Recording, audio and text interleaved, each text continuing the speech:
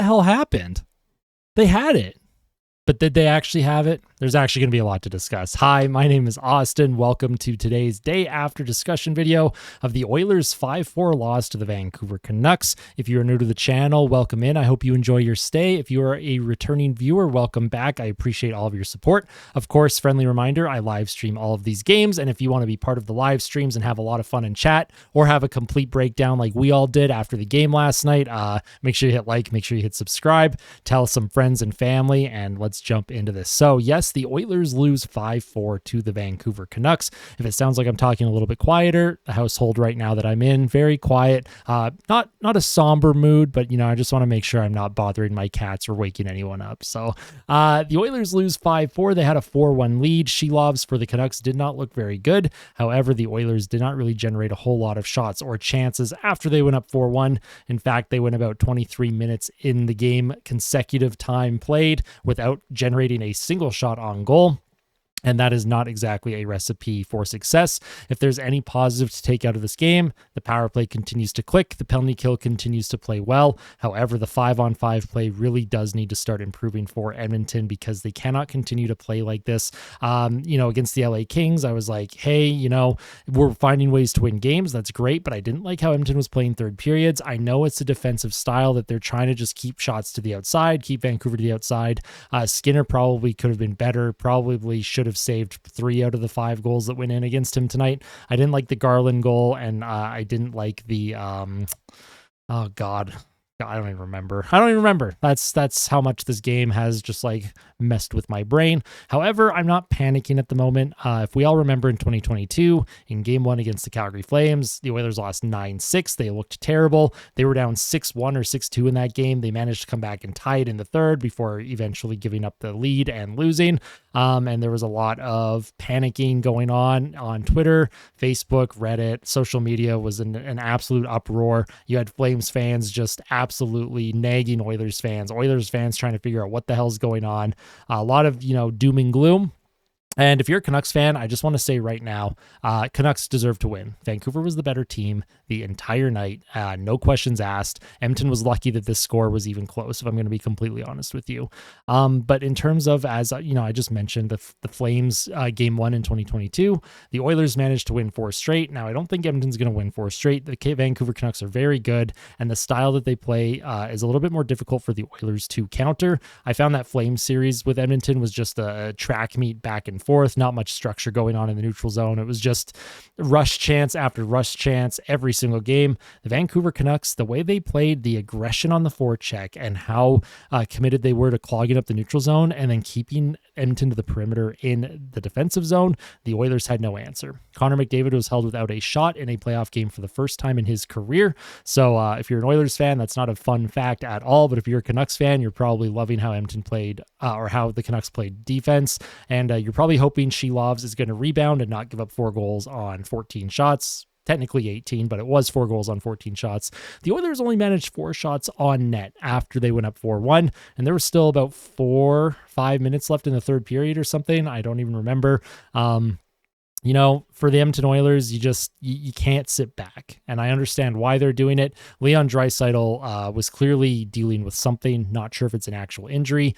Adam Henrique did not play this game. Janmark had significant time on the first line with Connor McDavid and Zach Hyman, which I was not a big fan of, but I'm not a head coach. Chris Knobloch, more often than not, shows and has shown why he's an NHL head coach. He will make adjustments. The Oilers will be much better on Friday. I guarantee it. Now, when we look at the fancy stats here at the bottom of the screen, we do not need the fancy stats to tell us how bad Edmonton was, but I'll quickly go through it.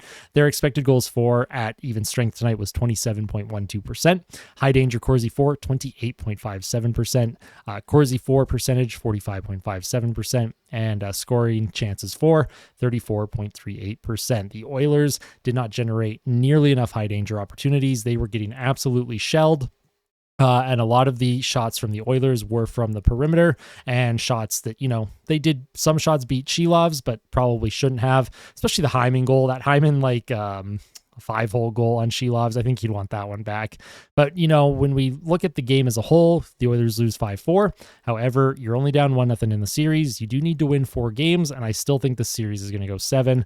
the topics I'm going to discuss today in this video. Hashtag it was 4-1, just a little nod to the Maple Leafs blowing their 4-1 lead back in 2013. However, if you're an Oilers fan, you're probably happy because that was not a series clinching game in the third period that you blew that lead, but we'll discuss it. I want to talk about Leon Draisaitl. I'm going to talk about Connor McDavid a little bit. I'm going to talk about the Nurse Ceci pairing. Playing with fire, what's next, and my closing thoughts. So with the first topic, it was 4-1. Hashtag it was 4-1.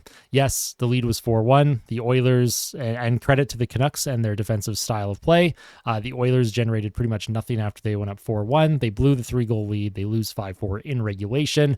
Honestly, as a fan, I'm kind of happy that the Oilers did not lose in overtime. I'm glad that it was a mercy game for an Oilers fan watching that. I'm glad that they didn't stretch that out and go to double overtime like they did against the Anaheim Ducks in 2017 in Game 5, which I don't want to talk about, but I have to bring up, and I'm sorry, Oilers fans, that I'm bringing up PTSD flashbacks here. But in that game, in Game 5 against the Ducks, the Oilers had a 3-0 lead, and they ended up blowing that one as well, losing in double overtime. And funny enough, it was Corey Perry that scored the game winner in that. And speaking of Corey Perry, man, would it be nice to get a goal from him, huh? Jeez Louise. I think he's playing fine. I would like a little bit more. But in terms of just the hashtag, it was 4-1. I am just poking fun at not only myself as a fan, but also the fact that the Toronto Maple Leafs, the most notorious 4-1 blown lead in recent NHL history against the Boston Bruins in 2013. If you're the Oilers, hopefully that this is not a sign that, this is not a regular occurrence. A lot of fans are, I wouldn't say panicking, but there is concern that this team is reverting back to how they played against Vegas in round 2 last year. As we all know, the Oilers held a lead in every single game in that Vegas series. All 6 games, they held a lead, and they lost 4 of them. They lost in 6, and tonight you have a 3-goal lead against the Canucks. You should be able to hold on. 9 times out of 10, you do hold on, but again, the Vancouver Canucks have had unbelievable comebacks all season. They were doing it in the regular season. They did it in the playoffs against Nashville. They came back against, what game was it? Game 4 against Nashville? Or Game 3. No, it was Game 4. They had that huge comeback and tied the game with like 6 seconds left and then won in overtime. So this is nothing new if you're a Canucks fan watching your team get down in a game. And for the Oilers, they've just got to play better. There's nothing else I can say, and I don't want to be panicky about it. I don't want to be angry about it. There is really no point. You can be upset for sure, and you can be frustrated. Absolutely. But a game like that, I have the numbers on the screen, but I don't want to like super analyze the game. Edmonton didn't play good enough. Vancouver played with desperation and wanted the win more than the Oilers did. We're going to move on from the it was 4-1 hashtag, though. We're going to talk about Leon Draisaitl briefly. Don't mind me. I'm going to keep talking, but also clean my glasses while I'm talking, just because they are smudging up while I'm discussing this right now. So Leon Draisaitl, he went down halfway through the second period into the tunnel, and the broadcast talked about it. They're like, oh, Draisaitl went down the tunnel, but they didn't elaborate. They weren't showing replays. Nobody knew what was going on. And then a little bit later in the period, they were like, oh, Draisaitl's back. Cool, he's back. He went on the ice. He did like a 8-second shift, immediately got off, went back down the tunnel. And they didn't really elaborate. No one really knew what was going on. Sportsnet wasn't really showing any replays of like significant hits that Draisaitl took. He took a bump from Dakota Joshua. He took a little bump from Tyler Myers, but nothing that looked egregious, nothing that you would think would cause a significant injury. Draisaitl missed most of the second period, and he was not himself in the third period. And my biggest frustration with Draisaitl in the third period wasn't because of Leon himself. It was Chris Knoblauch continuing to put him out on the ice, knowing, I mean, we all had eyes. We all watched that game. And even if you weren't watching the game, even if you were just listening, you could probably tell during the broadcast, if you were just listening to it, whether it's on the radio or wherever, Draisaitl was not nearly at 100%. He was probably playing at 30, 40, 50% at most. He was slow. He was not able to handle the puck. He was not engaging physically along the boards. He was losing the puck battles along the boards. He refused to skate it in the neutral zone. He was just playing perimeter. And for some reason, they just kept putting him out there. And if you're that if you're full of that much discomfort that you can barely even skate and, keep up with the play, and you're not able to, grind along the boards for a puck in the offensive zone, just sit. He should have just been sat. They should have just been able to roll 3 lines, move who you needed to move to make that work. Maybe the Oilers would have played a bit differently had they done that. I still think they would have not played good enough to win. But it was a very interesting decision from Chris Knoblauch. I also thought on the tying goal, when they tied at 4-4. I thought Knobloch would use his timeout. He did not use the timeout. And then, of course, Garland scored not long after. Sometimes, it's tough to make that call in the moment, and I'm not blaming Knobloch for the loss. But there are some interesting decisions that were made that I hope aren't made in the future. I hope this is not a repetitive situation. And if you're Leon Draisaitl, and if you're a fan that watches the game, or watches these games, as an Oilers fan, I hope Leon is not injured. In terms of this series being a 7-game series, I'm not worried about the Oilers if Draisaitl is healthy. If it truly was just spasms, muscle aches, I think Chris Knobloch called it cramping. He said equipment issues and cramping. If that's literally all it is, if Chris Knobloch is telling the truth and it was just muscle cramping, Draisaitl just needs to be better hydrated, take a Flintstones vitamin, he'll be perfect for game 2. I'm not worried during this series. However, if there is something serious going on with Draisaitl, this series is going to be over very quickly, and it's going to be very discouraging to watch. So we will keep an eye on Draisaitl. I do think he'll be okay. He's a tough SOB, as some people would say. He's got the German genes in him. Germans are just built differently, just like Canadians are. So we'll see how Draisaitl is as the series progresses. And speaking of other injury news, hopefully Adam Henrique is back for game 2, because I don't think I can mentally handle watching Mattias Janmark on line 1 anymore. But in saying that, I'll transition to the Connor McDavid game. So Connor McDavid was held without a shot on goal. As I mentioned earlier, it was the first time in his career that he has not had a single shot on goal in a playoff game. And, credit to the Canucks, sure, but Connor McDavid was passing up the puck a lot. And he did the same thing in the Kings series, and he's kind of been doing that all season. He had 100 assists this regular season. We all saw how historic and amazing that was. So I don't want to speculate on potential injury on McDavid. I don't think he's injured. I think he is playing at 100%. I think he's totally fine. But if you're Connor McDavid, man, just throw the puck on the net. I don't care if it's from a bad angle. Throw anything on the net. You're Connor McDavid. You will find a hole. The hockey gods will find a way for a puck to squeak through if you just throw it on the net. And Hyman, he's a crease crasher, right? Draw up a play, throw a puck on net, have Hyman crash the crease. I would like to see McDavid shoot more. And I know we've all been howling about it for years. McDavid should just shoot more. And the year he did shoot more, he scored over 60 goals, which was amazing. We love that. I don't expect him to just go on an absolute shooting rampage. I don't expect him to just not pass the puck, because that's not what Connor McDavid's game is. He is a pass first playmaking center, and he was definitely in pass first mode tonight, way too much. And I thought the team in general was passing too much. In the third period, there was a lot of opportunities where they could have threw a puck towards the net. And, yes, Vancouver is really good at getting in shooting lanes. They make you uncomfortable with where you're going to shoot the puck. But, for Connor McDavid, definitely more to give in his game, in my opinion. He was really quiet, and I don't expect him to be quiet for 2 consecutive games. Same with Stuart Skinner. I know Skinner's not listed as one of my topics on the right-hand side, but I am going to bring him up quickly. Stuart Skinner has been known to bounce back after really bad games. I do expect him to bounce back. I expect a very good game 2 from him, from Connor McDavid and the Oilers as a team. I expect Knobloch to make adjustments. I expect the team to play much, much better. Now, moving on, let's talk about Nurse and Ceci. Of course, I have been hard on this defense pair all season. If you've been tuning into the channel since November, you'll know the amount of videos I've made, or at least discussed Nurse and Ceci. Usually Cody Ceci more, but this pairing has not worked for years. All the stats, all the advanced analytics, all the regular just plus minus in the playoff stats, whatever stat you want to look at, whether you like advanced analytics or just normal analytics, just regular old-fashioned goals, 4 goals against. This defense pairing has not worked for years. The last time Darnell Nurse worked was when he was with Ethan Bear. And I don't want to bring up Ethan Bear and be like, oh, we should have kept him over, bringing in CC, blah, blah, blah.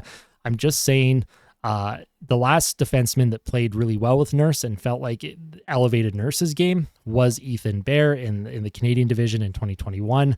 Of course, we all know what happened with Bear. He had bad playoffs against Winnipeg. They moved him out. We got CC in there to play with Nurse, but this pair has not worked. It did not work in 2022. It did not work in 2023, and they are being heavily exposed in the playoffs again this year. At 5-on-5, this pair has been out there for 3 goals for, 7 goals against. At 5-on-5, the scoring chances for the Oilers are just hemmed in. Their Corsi for percentage is terrible. They do not generate anything when they're on the ice together. And I would just really like it if Chris Knoblauch could stop playing this defense pair. But at the same time, because I think the team realized that this pair doesn't work well. Remember that switch back in February? Chris Knoblauch, he had Darnell move up with Nurse for a bit, and then he had Ceci move down with Brett Kulak. And they held those defense pairs for a few weeks. Well, that didn't really work either. Kulak and Darnell are a terrific third pairing. Darnell can't be elevated to the second pair. It's too hard for him, the quality of competition. Cody Ceci, it's too much competition. The competition's too hard for him to handle, and Darnell Nurse cannot do everything. And Darnell Nurse and Ceci all night, they were struggling at outlet passes. They were struggling at getting the puck out of the zone. The Connor Garland goal, for some reason, Darnell Nurse tried to make he tried to do a stand-up play at the blue line, and it was a perfect reverse pass to Garland, who was coming in with speed. Well, he caught Nurse flat-footed, goes around him on his left side. Yes, Skinner opened the pads up. That should never go in. Like 99 times out of 100, you want to save there if you're Skinner. But that's just the type of plays that happen regularly with Darnell Nurse. Him and Ceci are very bad at defending the rush. They're very bad at defending zone entries. And Vancouver, every time that defense pair was on the ice tonight, they exposed them heavily. Nurse and Ceci could not make a pass to save their life. At least Cody Ceci scored. That's a good thing. That's a positive. But this defense pair has been chaotic, to say the least. And I don't want to beat it over the head too much. This is a horse that I have beaten to death way too often on this channel. But this is something where, do you trust Troy Stecher? Do you trust the trade that Ken Holland made to bring Stecher in for defense depth on the right side? Would you trust a Nurse and Stecher defense pairing? Do you think you could get away with it? Do you think you can move Ceci down? Well, then now Desharnais out of the lineup. Do you take Ceci out of the lineup completely? Or do you roll 11-7? I'm asking you. I'm also asking Knoblauch. It's kind of, not quite a rhetorical question, but, Woodcroft used to run 11-7. That was his bread and butter. Chris Knoblauch doesn't strike me as someone that would run an 11-7 situation, but I would almost wish that he did. That way Stecher is getting some minutes up there, and you can really limit Ceci's minutes against quality competition. We'll see what the adjustment is from Knoblauch. I don't expect him to go to 11-7, but that's what I would do. I would have Stecher in the lineup, and I would take someone out. I don't know who you would take out, whether it's Ryan, Janmark, Brown. Not sure who you take out, because Janmark is so good on the penalty kill. He is so good on the penalty kill.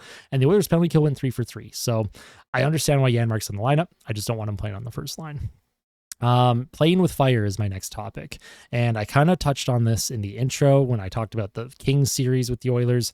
They're playing with fire too much when they have the lead, and their third periods, they've been playing with fire for a while in these playoffs, and it came back and bit them tonight. They need to start pushing the pace. They need to be the ones generating offense. They need to make plays and have the puck on their stick. I want them to possess the puck. I don't want them to just, playing defense. Yes, you need to play defense to win a game. I totally get that. But you're playing with fire when you were generating literally nothing. And again, crediting to the Vancouver Canucks, the way they played made it really difficult for the Oilers to accomplish anything in the neutral zone and the offensive zone on the cycle. I get it. But this has been a pattern since the Kings series. Look at that 1-0 win in Game 4 for the Oilers when they went up 3-1 in the series. That 1-0 win. They got that first goal, and then they sat back for the better part of 25 minutes straight. The third period, I don't even remember if Edmonton got more than 1 or 2 shots on goal in the third period in the Kings game. That's the type of play that they came out in the third period with tonight, up by 2. They were content with just holding on to the puck, high flips to the neutral zone, and just try and keep Vancouver to the outside. No offense to the LA Kings, and no disrespect to the LA Kings. The Vancouver Canucks are a much better, much more dynamic, they're a more skilled offensive team, and they kill you if you sit back. They kill you on mistakes, and the Oilers cannot continue to play with fire, especially when holding a lead in the third period. They need to assert themselves. The Oilers have proven how good they can be when they are the ones who are on the attack. I need to see more of that. When they have a lead, I want to see them push. They need to put their foot on the other team's throats, for lack of a better term. Sounds violent, but you've got it. And we can bring up the Nugent Hopkins hitting the post on the 4-on-4. Yes, would that have put the game away? Maybe. But the way Vancouver was playing, I wouldn't have been shocked if they'd come back and won either way. So stop playing with fire. Start, controlling play, moving the puck up, making the right play, don't rush things, and, getting the puck to guys who can skate and getting the puck in the corners, mucking it up, going for, using your body, protecting it, cycling it, getting shots towards the goal, going for rebounds. Enough of this, get a lead and just sit back in the third period because my heart rate can't really take it right now. So quit playing with fire, please. So what's next? So for the Oilers, they don't play again until Friday. They have one day off today, and then they play Friday at 8 p.m. once again. Probably puck drop closer to 8:20 p.m. Mountain, just like the game last night. And if you're the Oilers, we'll see what adjustments are made. We'll see if they're able to, come back and play a much better game, which I think they will. I think the Oilers are going to play much better on Friday. I'm very much looking forward to the game. And for me, what's next for me? Of course, I will have the pregame report up for the game Friday morning. I'll have the pregame report up, and then I will be live streaming the game once again Friday night. The live streams have been so much fun. I've actually been live streaming on multiple platforms, Twitch, Twitter, and YouTube. I will leave the Twitch and Twitter links down in the description if you wanted to check out my Twitch. I don't really stream on Twitch ever, but I am just trying to branch out, and it's been a lot of fun, and the stream last night was a blast despite the loss. Canucks fans, again, good game. You deserve the win. GG's. Thank you for the most part for being pretty respectful in my live chat last night. I had a few Canucks fans, a decent amount of Canucks fans actually, that came in. They're gonna rub it in. They're gonna trash talk a little bit. As someone that's played hockey, I expect that. I just appreciate that nobody was intense or negative towards my community, because my community is all about positivity. And for my community, yes, it's frustrating. And when you're on Twitter and you see all the Canucks fans going after Oilers fans, you want to jump in, you want to defend not only yourself, but your friends and fellow fans. Let the Canucks fans gloat if they want to. At the end of the day, I want our community to remain positive, be really good sports, okay? Be a good ambassador to the game. There's a lot of people that tune into my channel that are pretty new to hockey, and I want them to feel welcome and comfortable at all times. And 99% of the time, everyone on my channel does that. So I just want to say thank you to everyone that has tuned in and has been respectful. Thank you so much. I look forward to game 2. Canucks fans, good luck in game 2. I'm excited for it. You deserved the win last night. Good game. And that's pretty much it from me. So closing thoughts, I pretty much just went through it. So if you liked today's video, make sure you hit like. If you really liked it, make sure you hit subscribe. And before you leave the video today, tell someone that you love them. All right. I appreciate all your support. It means so much, means the world. I'll see you in the next one, Oilers fans. Let's go.